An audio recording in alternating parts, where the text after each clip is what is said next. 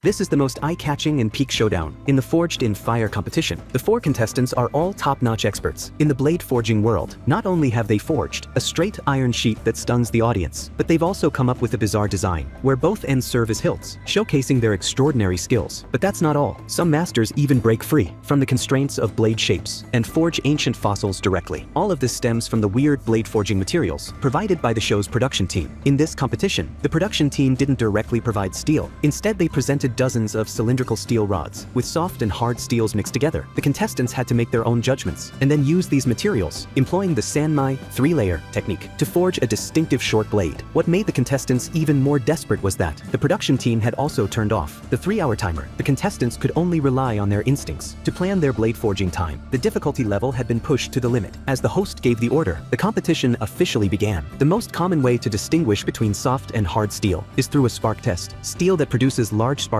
is hard steel, while steel that produces small sparks is soft steel. True quickly distinguished between the soft and hard steel billets. He planned to wrap number 6 and number 10 steels around number 1 high carbon steel to achieve the fusion of the 3 layers. On the other side, James also used the spark test method to determine the high and low carbon steels, but his plan was to elongate a piece of soft steel, divide it into 2 portions, and then sandwich the hard steel to hammer out the 3 layers. This approach could save time, but it might face the risk of the blade billet being too thin. Kelly, on the other hand, relied on her instincts and chose 2 of the steel billets. She then used an angle grinder to remove a piece of steel from each for heating and quenching. Next, she used a small hammer to strike them. If they could be hammered broken, they were hard steel. This method indeed worked. William also used the principle of quenching and hardening high carbon steel to identify the hard steel. Then he used an angle grinder to clean the surface impurities and completed the welding of the 3 layers. At this point, the host announced the time. 1 hour had passed. True was the first to complete the heating of the 3 layers and started pressing them on a machine, only to have them explode immediately. On the other side, James